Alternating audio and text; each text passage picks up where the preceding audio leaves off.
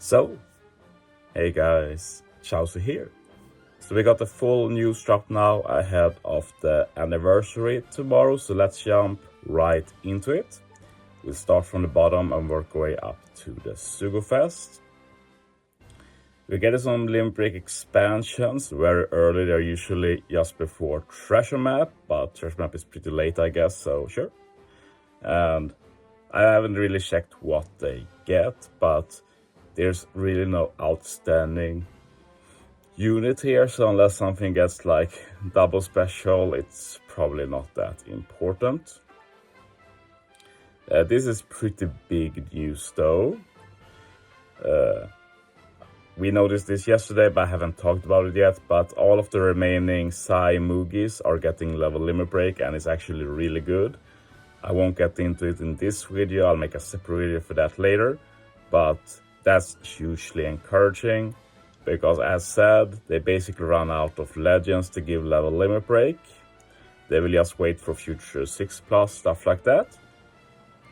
So I was really hoping they'd focus on free-to-play units, maybe all rare recruits, and it's actually encouraging that they've added a 5-star here.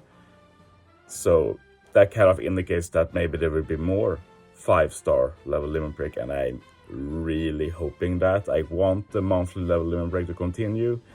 Do it for very old free-to-play units, very old rare recruits. That'd be super hype. This is probably the biggest news of this month so far. I'm incredibly happy about it, especially since they get so good buffs as well. Rainbow Gem Sale. The most interesting here was, does the gem sales reset eventually for future parts of this anniversary? Does not seem to be the case. We have a 99 gem pack that will probably be pretty cheap, so we can only buy it once. 300 gem pack we can buy 4 times. Then the 200, 150 rainbow gem packs, I can't recommend buying them, they are usually not good value. 123 gem pack, 65, 23, 10. So those are all pretty standard. Personally, I will at least buy the 99, 300 and 10 gem packs. And then we'll see. As you see, I'm already at a pretty decent gem number. But it's a long anniversary, so we'll need gems for like probably a Zoro batch, Sunday batch, stuff like that. The campaign has been updated. We're getting 99 gems tomorrow. We got 30 random gems today, so that was pretty cool.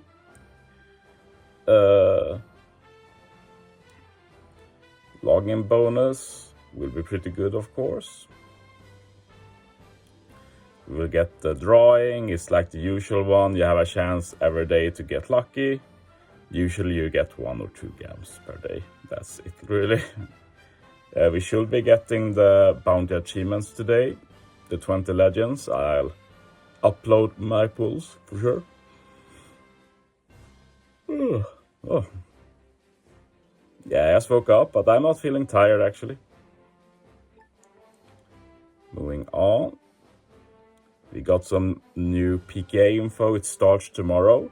And since I won't be pulling on the actual day of the anniversary, I'll wait for part 2. Tomorrow, Friday, for me, will mostly be spent playing Pirate King Adventures, as well as Zelda, of course. But yeah, I'll try and split my time between them.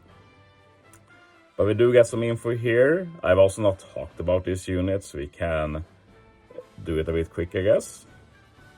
And it's pretty cool. It's the first triple special unit, so 2 times you can get the special back. So that's pretty interesting, and Roger is designed around that. He's a quick slashy free spirit. Capability is pretty cool, can go up to 5.25 times with good, great, perfect.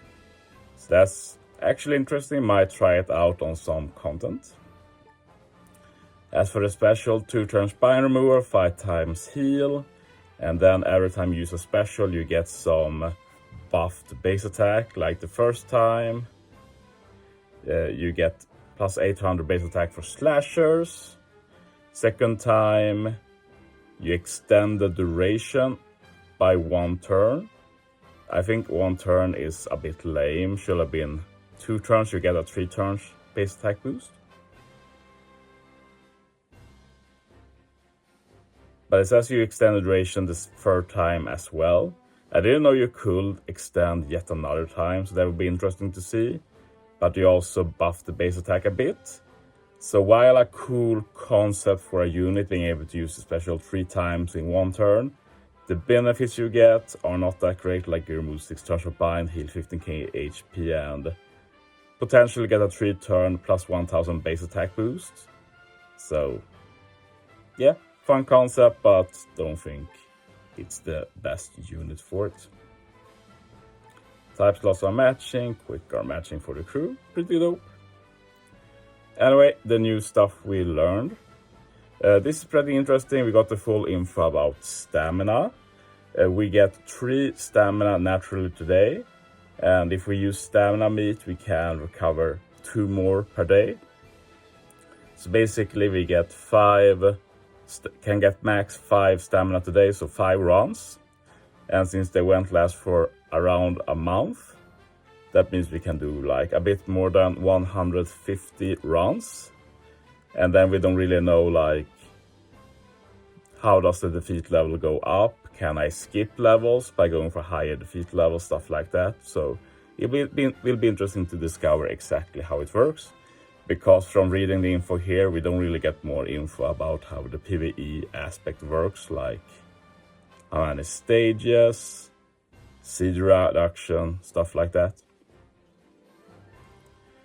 But yeah, there's 3 ways to get rewards. We have normal chopper band quest rewards where you collect rainbow turtles, so kind of like the point event. There's also specific Pyro Rumble quests, and there are defeat rewards, and they mentioned that the defeat rewards include bounty and super cola at least. Obviously we'll have the full info tomorrow once it goes live. We got some more trusted character info, and they actually add drops, so that's similar to the turtle event. The big difference is that this event is a bit similar to Treasure Map in that you continue to do runs, and a big part of the reward is the drops you get from various bosses and pickups and such. So imagine Treasure Map where the Treasure Map boosters add drops. That would be pretty OP and great. So if the rewards in Parking Adventures are similar, that's actually amazing. And hopefully it does mean that they are not really required. It's just nice to get those extra drops, like when bosses get harder and stuff like that, we can use the best units and not just the recommended units. Will be interesting to see. So basically all the new rare recruits and legends. Marco is recent. These 2 are not that recent, but sure, we take the boost. And the Super Bowl Luffy there. Utend Odin also feels kind of random, but sure. And there's a bunch of other boosters, mostly free to play from the ticket shop, or only from the ticket shop. So yeah, that's nice, I guess, because these units will basically be Pirate King Adventures related from now on, I guess. And you can, as you see, buy them from tickets. So yeah, can't wait to try out this mode. It will be a bit stressful the very first day, because obviously we probably start with 3 stamina, I guess. We can get up to 5, so I basically need to do 5 runs before work, or well, I have a lunch break too, but I need to do it quickly, because then after that it will reset. But at the same time, we do have a big stamina gauge, so probably not that important, but I do need to do at least 2 runs to be able to like get the max potential, I guess. We're also getting a Blitz Battle, starts May 19th as we thought, so basically a bit more than a week after the first part is released. And there's basically nothing special to talk about here. We're getting a new Kaido, maybe I skipped him. If we go down there. And the Kaido is actually pretty dope. Int-driven powerhouse. Very unique combo, we've never seen that before in this game. He actually has a really good support as well for Jack, King and Queen. If you use a special, boost Powerhouse and different character attack and slot effects by 1.5 times for 1 turn. That's basically the same as the Uta support, but it's also for Powerhouse and not just Driven, so incredibly good, and we'll see quite a bit of use, I'd say. Great free-to-play support. Other than that, Kaido has limit special uses, removal, and a final tap. But yeah, let's take a look. Let's start with the Captain ability. -3 CD for himself as start of quest. Boost int and driven HP by 1.5 times, attack by 4 times, attack by 4.5 times if you have bonus slots. And deals damage to one enemy at end of turn based on number of perfects landed during a turn. So basically the same as Shanks Crew, so you can use this to bypass resilience. It actually does a lot of damage, up to 300 times Kaido's attack. So I say that's pretty similar to what Shanks Crew does. So not bad at all for a free-to-play unit. Special, int damage to random enemies 10 times. Changes own slot, including lock to 1-0. And boost driven character attack and slot effects by 2.25 times for 1 turn. Yeah. Very cool special, like, can't really complain. Pretty decent boost to attack and orbs. Damage can be used to break some barriers, for example. And yeah, at least Kaido gets a bonus slot, so he can hit hard with his final tap, which is basically the normal free-to-play final tap. You get some extra base attack. That's it. Super type. Another -2 CD, and you increase all enemies damage taken by 1.75 times for 1 turn. And super int. Yeah. It's a cool kit. Like, it's not legend levels like the free-to-play Luffy we got, but still very good. Usable as a sub. The main issue is, of course, that he has incredibly high CD. Pretty unjustified, but whatever. But other than that, not much to talk about. The boosters are what you'd expect. And we also could see from time travel that the Blitz has 6 stages, and obviously none of the new batch has any kind of wave clear, so probably going to be a few turns of auto battle and then start the playthrough. So pretty slow runs, but that does mean less gems or meat needed to spend if you want to rank high. Anyway, let's go to the Sugo-Fest. Confirms that Yamato Luffy is Super Sugo-Fest exclusive and Oden and Toki are Anniversary Sugo-Fest exclusive. Then they talk a bit about alternating art.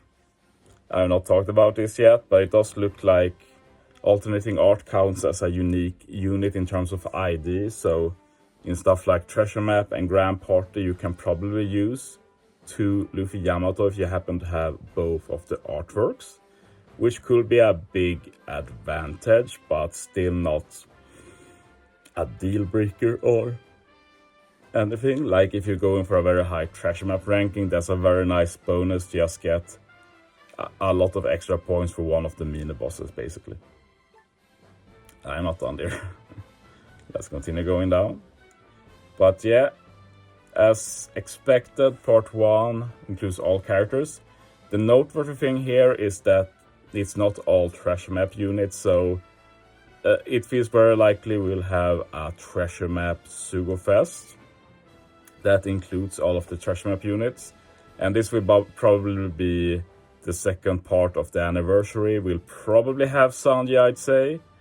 Probably have Super Sugo-Fest Sanji.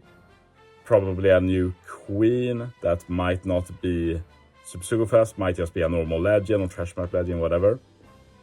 Maybe even Anniversary legend. So that's a potential that will happen. Or they do what I want and do a versus unit that will make me the most happy. We'll have to wait and see. But yeah, everything there, but remember only a few of those are boosted, the rest will have horrible rates.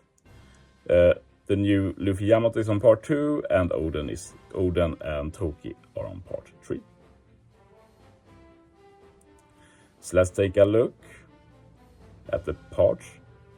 And yeah, they do release right after another, so On the day of the anniversary, we get part 1, the day after we get part 2, and the day after that, part 3. So I will mainly pull on part 2.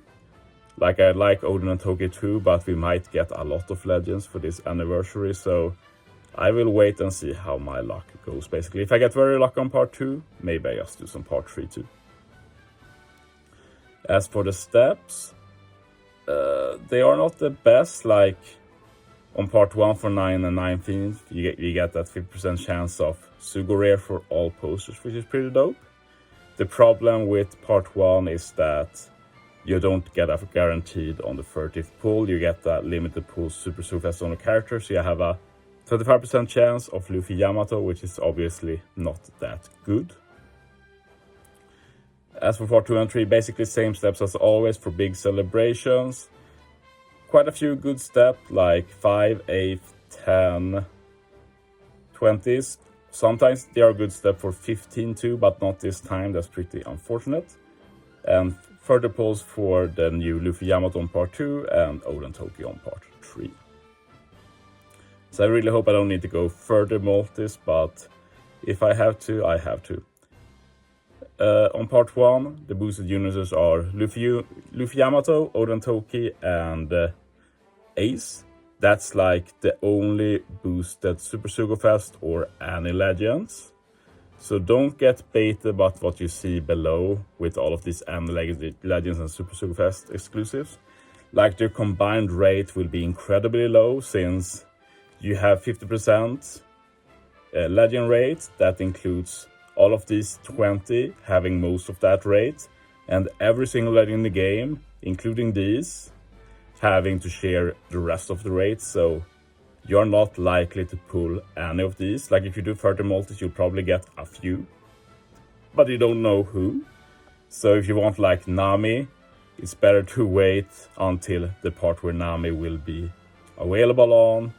Like if it's the part 2 with Sanyu or part 3 with Zoro, which we think will happen.